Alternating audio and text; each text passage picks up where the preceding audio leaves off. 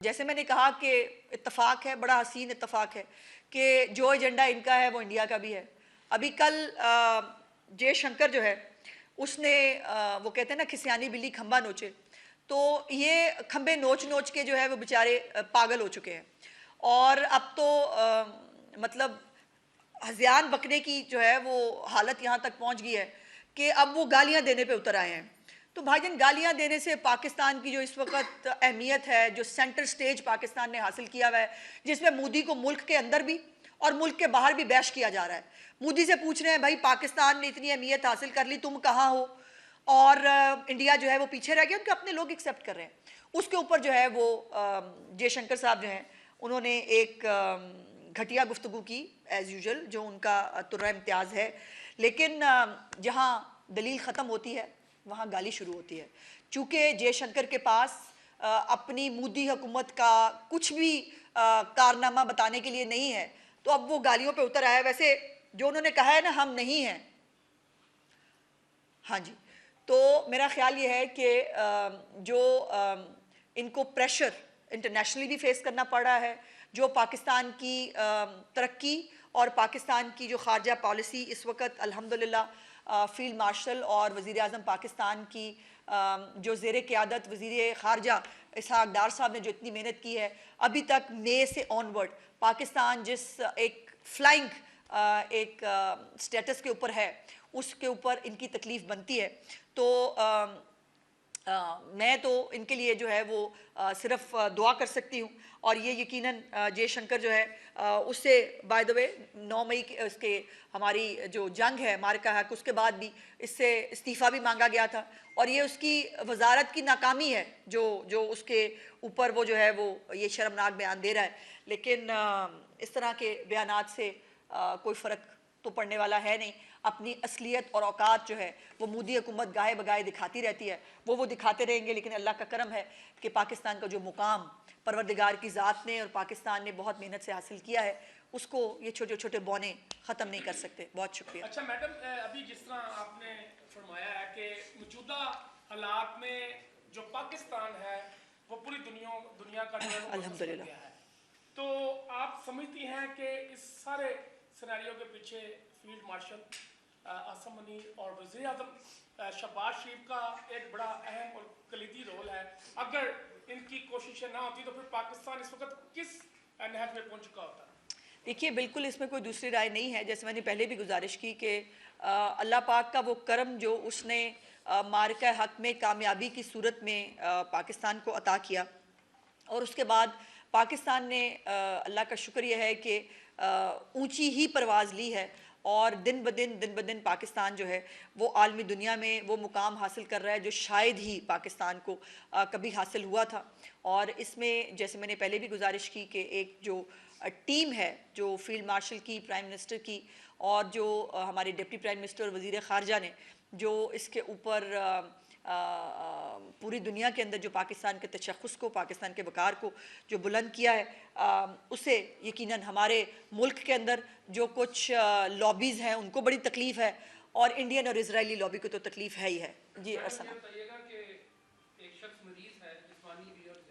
अच्छा जी, तो अब तो दोस्त ममालिक भी हमारे साथ खड़े हैं, पूरी दुनिया हमारे साथ खड़ी है, तो क्या किसी जगह पे इसका कोई इलाज ऐसा है कि उसका ज़हनी इलाज भी हो जाए और जिस्मानी इलाज भी हो जाए कि हुकूमत नाकाम है? देखिए, बात यह है कि उनके मसाइल ये हैं कि उनको घड़ी की सुइयाँ नज़र नहीं आती हैं जी। अब वो खुद बेटे को कह चुका है कि मेरी आंख ठीक हो रही है, बाजी मानने को तैयार नहीं, वो बाहर खड़ी हैं। वो बाजी जो है वो फसाद डालने के लिए तैयार खड़ी है, नहीं हो ही नहीं सकता, हो ही नहीं रहा। तो उनके तो घर वाले नहीं चाहते भाई उनका इलाज हो। और मैं समझती हूँ कि वो डिप्रेशन, तन्हाई और रिजेक्शन का जो एक उनको एक जो वो मिला है ना धचका, वो उनके लिए नाकाबिले बर्दाश्त है। सो जहाँ उनकी आँख की जो है वो हालत को बेहतर किया है इंशाअल्लाह ताला, पूरी मेहनत के साथ उनके पूरा वसाइल उन पर लगाए गए हैं, उनको पूरा फैसिलिटेट किया गया है, तो दिमागी हालत जो है उसको भी ठीक करने के लिए। लेकिन ये दिमागी हालत का उनको देखिए, आपको पता ना कि दिमागी हालत का बहाना बना के किसी भी जुर्म को आप सरजद करा लें, तो ये भी एक प्ली होती है, तो ये प्ली उसको दे मत, वो बहुत सोच समझ के जब भी पाकिस्तान के खिलाफ उसने कोई भी साजिश प्लान की है, बहुत सोच समझ के किया है। वो अलग बात है कि अल्लाह पाक का करम है इस मुल्क के ऊपर। अली आया पहली दफा जी जी उस वक्त भी पंजाब हुकूमत ने बाकायदा ऐलान किया कि हम पाकिस्तान तहरीक इंसाफ को बैन लगाने के लिए इलेक्शन कमीशन में भेजेंगे और गालबन वो भेज भी दिया गया था। आज आप दोबारा कह रही है कि रियासत पर दोबारा हमला हो गया, लेकिन इससे पहले वाली जो आपकी दरख्वास्त है उस पर क्या प्रोग्रेस हुई? क्या रियासती इसका एक मैं इसके ऊपर इतना कह सकती हूँ सिर्फ कि यकीनन ये फैसला किसी एक जमात ने नहीं करना, ये फैसला हमें मिन हैसल कौम और पूरी रियासती मशीनरी को एक दफ़ा करना है। और उनको ये बात जो है वो अब अगर तय कर ली जाए कि ये कल भी फितना था, ये आज भी फितना है और इसकी फितना गर्दी कभी ख़त्म नहीं हो सकती, और पाकिस्तान और कितना मुतहम्मिल हो सकता है इसकी फितना गरी का। सो ये फैसला इकट्ठे लेके करने वाला है, जब सब इकट्ठे होकर कर लें तो बेहतर है। मेरा ज़ाती आप मशवरा माने, अगर मेरा ज़ाती आप बात पूछें तो इसको बहुत जल्द हो जाना चाहिए। 25 में वज़ीर आला पंजाब मरीम नवाज शरीफ से यूरोपीय यूनियन के वफद की मुलाकात हुई, उन्होंने इत्मीनान का इजहार किया था कि वफाक और पंजाब और पूरे पाकिस्तान में। अब ये मामला सामने आया है, इसके बाद पंजाब और वफाक की डिप्लोमेटिक अप्रोच क्या होगी? हमारी डिप्लोमेटिक अप्रोच बहुत क्लियर है।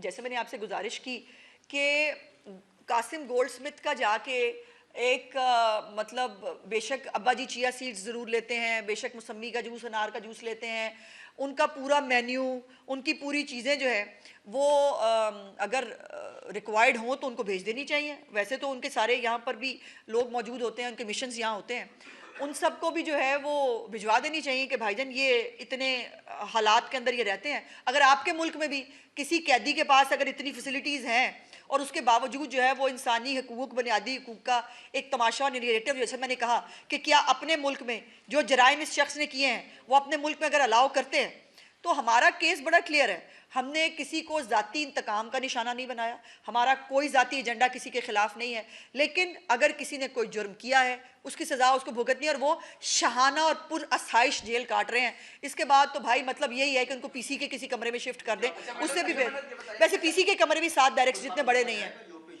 ज़रूरत पड़ेगी तो देखेंगे। अच्छा मैडम, ये बताइएगा कि इमरान खान साहब तकरीबन 2 साल से जेल में हैं और ये पहली बार कोशिश देखी गई है कि पाकिस्तान का जो इतने बड़े इंटरनेशनल लेवल पे जो स्टेटस है उसको खत्म कराने की कोशिश की गई है। नहीं, पहली दफ़ा नहीं की गई, बाकायदा पहली दफ़ा की गई जो मंजर आम पर भी जी। है। क्या आइंदा किसी गैर मुल्की शहरी से इमरान खान की कोई टेलीफोन पर बात नहीं कराई जाएगी? ज़ाहिर है पाकिस्तान का मैं इस पे ये कब्लज़ वक्त है, मैं इसके ऊपर कोई कमेंट अभी नहीं कर सकती, लेकिन एक बात तो सोचने और समझने की है कि बहनों से मुलाकात हो, बीवी के घर वालों से मुलाकात हो, या बीवी अपने घर वालों से मुलाकात करे, या बेटों से गुफ्तगू हो, वहाँ पर सियासी मकसद ही होता है और कोई ना कोई फितना का पैगाम ही बाहर भेजना होता है। उसका कोई लेना देना उनके हाल चाल पूछने से, उनके ज़ाती उससे उनका नहीं है।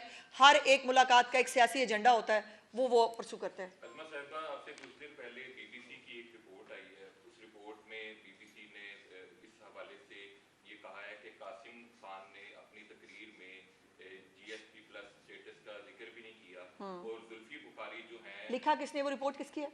बीबीसी की। नहीं, किसकी नुमाइंदा कौन है? मैं देख के बताता हूँ। अच्छा, पाकिस्तानी है। अच्छा जी, बीबीसी की रिपोर्ट के मुताबिक वो कह रहे हैं जी कि मेरी उसका जिक्र नहीं किया और मुखालफत नहीं मैंने आप लेट आए हो ना, मैं उनको जिस बीबीसी के भाई ने या बहन ने जिसने लिखा है, यकीनन उनके कॉरेस्पॉन्डेंट्स यहाँ होते हैं, वो ये अपनी अपनी रिपोर्ट्स बनाते रहते हैं।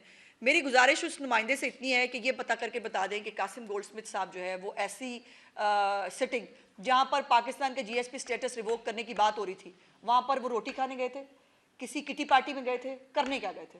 और वहाँ पर जीएसपी स्टेटस आपको पता है कि वो लिंक करते हैं बुनियादी इंसानी हकूक़ की खिलाफ वर्जियों के साथ। वहाँ पर इस केस को प्लीड करने का मतलब और क्या है?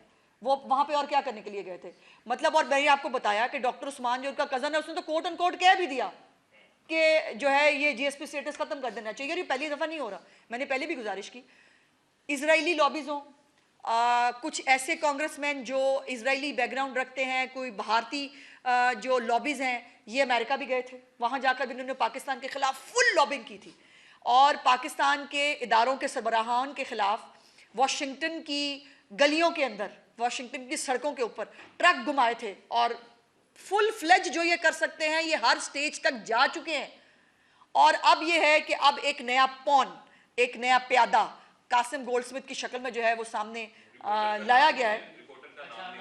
रिपोर्टर की जिस रिपोर्ट में रिपोर्टर का नाम ही नहीं है भाईजान, उस पर फिर अब मैं आपसे क्या ही बात करूं। ये फरमाइएगा, एक तो आपने बैरूनी ममालिक भी बैठे हुए हैं जो पाकिस्तानी नहीं है, या उनमें से कुछ बेगोरी हो गया। एक पाकिस्तान में ज़ूम्बीज़ हैं और आप समझती हैं कि थोड़े, बहुत थोड़े, वो लेकिन नेटवर्किंग की सूरत में काम करते हैं। अगर हम पंजाब के तनाजुर में एक महकमा मरियम नवाज ने बनाया था CTD, तो क्राइम बहुत हद तक कंट्रोल हो गया। तो ये जो साइबर क्राइम वाले मामले हैं, ये जो ज़ूम्बीज़ डिजिटल मीडिया पे साजिशें करते हैं, साइबर क्राइम के हवाले से अगर मरियम नवाज को अडहाक इस तरह का कुछ चार्ज 3 माह के लिए दे दिया जाए तो क्या आपने समझ नहीं, ये एक नॉन सीरियस बात है। साइबर क्राइम के हवाले से पंजाब बिल्कुल सीरियस है, और हम साइबर क्राइम के हवाले से अपना एक खुद का एक निज़ाम जो है चीफ मिनिस्टर साहब ने उसको तश्कील देने के लिए सिफारिशात तलब की हैं। और हम खुद से, चूँकि फेडरल के ऊपर बहुत बोझ है, फेडरल के ऊपर बहुत और ये साइबर जो है ये अब हर गली मोहल्ले की बात हो गई है। ये एक सेंट्रलाइज जो है इदारा हो, उसके नीचे तमाम प्रोविंसेस के अंदर भी अगर इदारे हों तो ये ज़्यादा अच्छा ऑर्गेनाइज तरीके से जो है वो काम कर सकता है। लेकिन ये बात दुरुस्त है कि जो इजहार राय की आज़ादी के नाम के ऊपर लोगों की पगड़ियाँ उछालना, बदतमीज़ी करना, पाकिस्तान के खिलाफ साजिशें करना नाकाबिले बर्दाश्त है, और इसके ऊपर पूरी दुनिया में ज़ीरो टॉलरेंस है। आप कोई दुनिया का मुल्क उठा के देख लें, कहीं पर अपने मुल्क के खिलाफ एक भी सतर लिखना उसको पूरी दुनिया कैसे लेती है। मुझे हैरत यह है कि दुनिया के अपने लिए कवानीन कुछ और हैं, पाकिस्तान को वो किसी और नज़र से देखना चाहते हैं। भाई ऐसे कैसे होता है? आप अपने कैपिटल हिल वालों पे हमला कर, जो उन्होंने हमला किया उनको आप बख्शने को तैयार नहीं, लेकिन हमारा जो यहाँ भगौड़ा है, जो जिसके भगौड़े बाहर भी जाके बैठ गए हैं, और जो यहाँ पर जो है वो अभी इसके ऊपर 9 मई के ट्रायल होना बाकी हैं, उसको वो कहते हैं छोड़ दें, हालांकि वो बादशाह सलामत वाली जिंदगी जी रहा है। लास्ट भाई आज इन पे रहता है। सवाल ये कि बानी पीटीआई का जो खानदान है वो दुश्मन मुल्क के एजेंडे पर काम कर रहा है और अमल पैरा भी है, तो क्या इसके खिलाफ जो बैन अवी अदालतें हैं वहाँ जाए जा सकते? देखिए मुझे नहीं मालूम, ये ज़ाहिर वफाकी हुकूमत का प्रीव्यू है, वो इसके ऊपर क्या करते हैं, लेकिन करना ज़रूर चाहिए कुछ ना कुछ।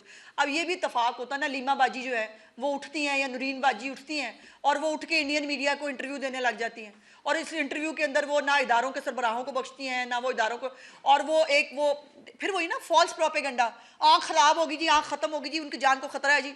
अच्छे खासे मतलब मौसूफ हट्टे कट्टे मेरे से ज़्यादा बेहतर नज़र है उनकी। जिस दिन से मुझे ये पता चला है कि उनकी बनाई मुझसे बेहतर है, मुझे बहुत कॉम्प्लेक्स हो रहा है भाई। शुक्रिया।